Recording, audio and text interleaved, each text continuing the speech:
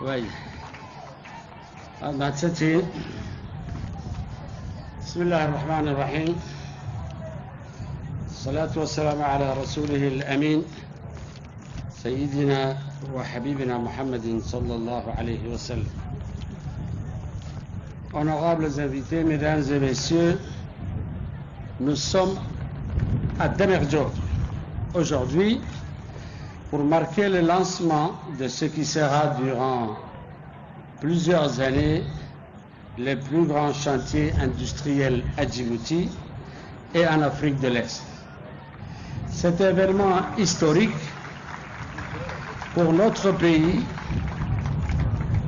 mais également considérable pour notre sous-région, mérite d'être célébré à la hauteur de son ampleur. L'Éthiopie, notre plus grand voisin, aux ressources naturelles abondantes et variées, a décidé de procéder à l'exploitation des gisements de gaz naturel dont recèle son riche sous-sol et a choisi le géant chinois JCL Poli comme partenaire dans ce vaste projet énergétique. Ce chantier titanesque prévoit la construction d'un ensemble gazier qui comprend 3 éléments. Un pipeline de gaz naturel, également appelé gazoduc, long d'environ 800 km, dont approximativement 90 km se trouveront sur le territoire djiboutien et dédié au transport du gaz naturel depuis l'Éthiopie vers cette localité de Damerjog. Ensuite, une usine de liquéfaction de gaz sera construite avec une capacité initiale annuelle de production de 3 millions de tonnes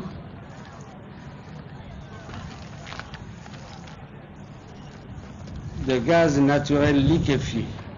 Il est en effet prévu une extension ultérieure de ce projet avec une capacité de production de gaz naturel liquéfié avoisinant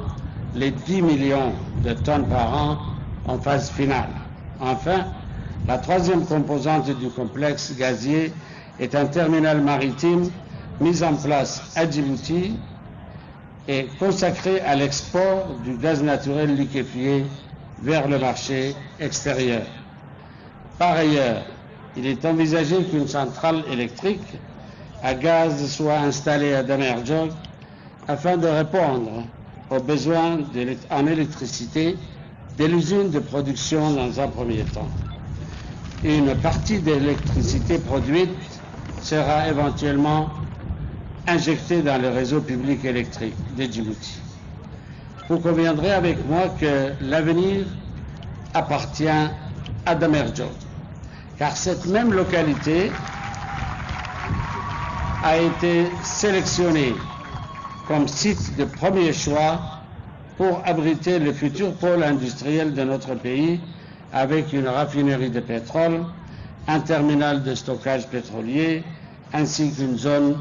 de construction navale. Mesdames et messieurs, chers concitoyens, à l'instar des autres projets d'infrastructure binationale tels que le chemin de fer ou la ligne d'interconnexion électrique que nous avons déjà réalisé avec ce pays frère qu'est l'Éthiopie, le projet d'aujourd'hui s'inscrit dans la droite ligne de notre politique de développement qui mutualise les potentialités et les ressources de chacun à travers l'intégration harmonieuse de nos économies et illustre de notre volonté de toujours plus forte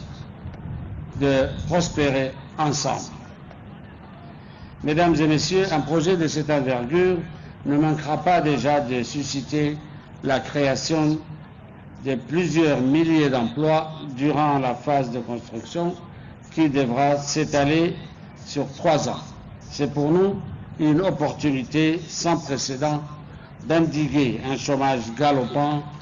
touchant principalement la population jeune, et c'est dans cet esprit que j'enjoins les habitants de Damerjog à s'investir pleinement pour le rayonnement de leur région. Bien entendu, nous veillerons sans relâche à la préservation de notre environnement en faisant appel aux technologies de pointe du secteur industriel, tout en respectant les normes anti-pollution en vigueur dans les pays industrialisés. Main dans la main, Djibouti et l'Éthiopie, encore une fois, s'attelleront à faire de ce projet un réel succès et feront le nécessaire pour tirer un maximum de profit de cet événement sans égal. Je vous remercie.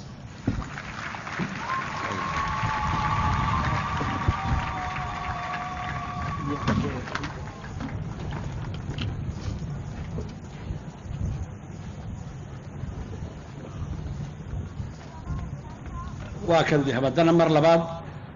igu duudiya dameer joog baan odhanan mar labaad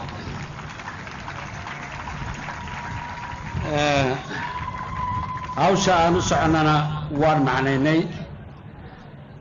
waa idin muuqataa mas-uuliyaddu inta ay leeg tahay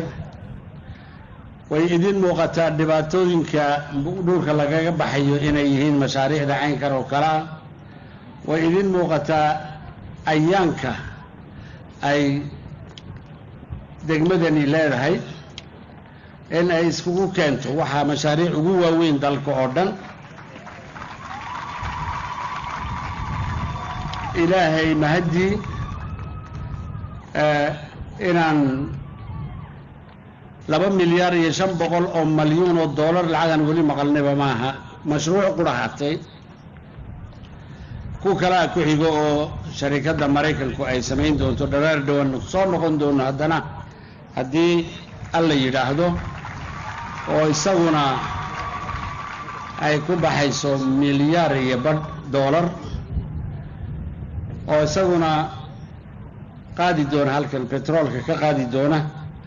oo dhoomihiisa isaguna gooni u dhigan doona oo ilaa Awaash geyn doona mashaariicdaasi iyo haamihii waaweynaa ee petroolka lagu shubayena halkan ka dhisi doona waxaan dee isleenahay haddii reer dameer joogo laynii soo shaqo tago dadka celinine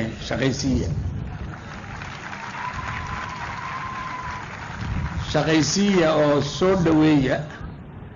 hadday kuwa maalgashiga samaysanaya ay yihiin iyo hadday kuwa walaalihiin oo shoomeeraha ay yihiinna shaqada wax ka siiya dadkaas imanaya ee martida noo ah ee na aaminay ee maalgashiga samaynaya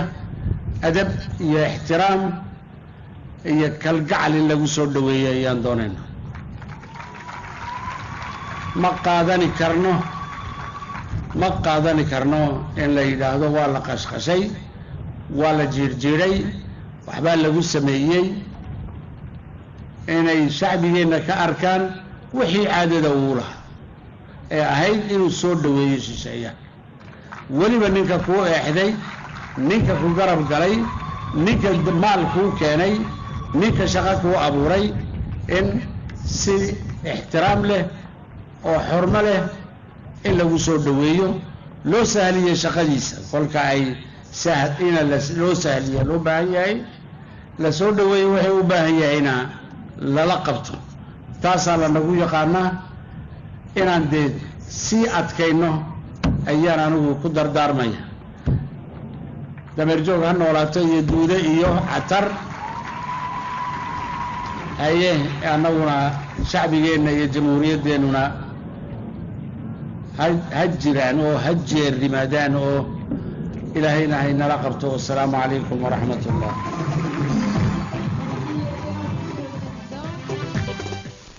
Le président de la République va procéder maintenant à la pose de la première pierre. Merci.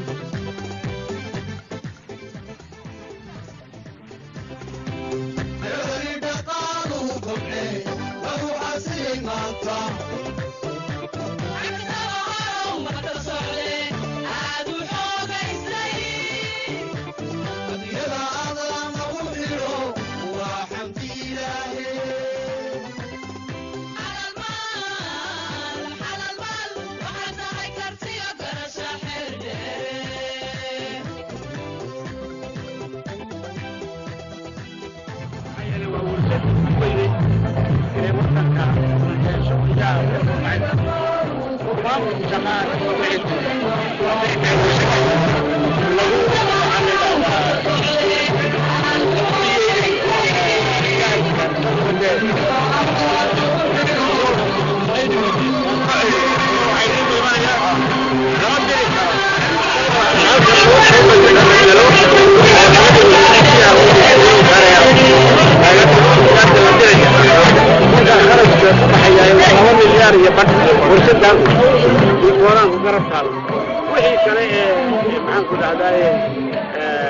laga samaynayo petrochemical yani petrochimiga lagu dari doono sida baalada beeraha ireega la yidhaahdo waxaasna soo garab degi doonaan waxaa dee ku xigatay maraykanka bisha 2023 asoo noqon doona halkan misna dabiraya sababtii petroolku sarfaysna inta 700 oo gaari baa qaaday wax walba Ethiopia Soomaa halka guud la fiiriyo wuxuu bilaabaya ilaa magaalada Awaash oo Awaash baa laga qaybin doonaa gobolada Ethiopia loo saddex dhinac oo isku qaadaya mid gaaska mid xawjada dieselka amerikaanka iyo yinisiin mid ajra shaqadan nidaam ajra dacska iyo مسؤول حاجه واحد هذا الشباب هذه كده دور يعني وحويا وعربيات هي التي الشباب دول يكبر عمل انا كسر بترول الغاز بعد هو يعني لكن لو هو حويا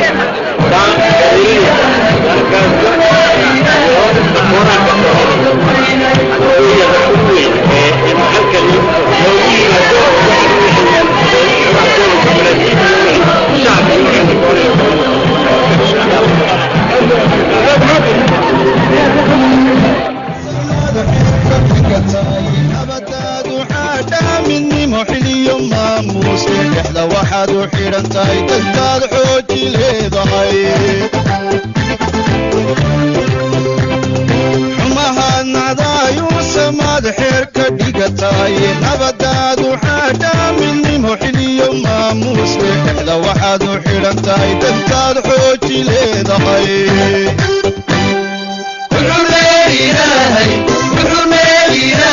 silaadoo xumaynayso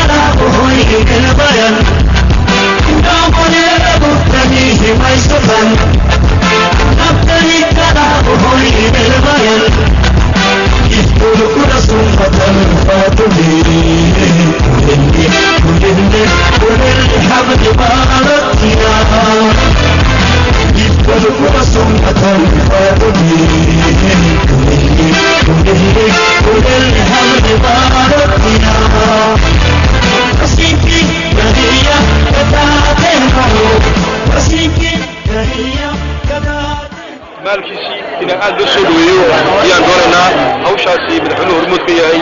ee culus ilaahay nagu garab galay inaan la khasariyo maaha kolkaa shicibka reer Djibouti waxa looga baahan yahay gudaha inay arrinkaasi nala galaan gacmo lagu soo dhaweeyo baa loo baahan yahay dadara qaban maaragtay ama nabadda weyn wax walo aan inaba fadhiga waxa waa nabadda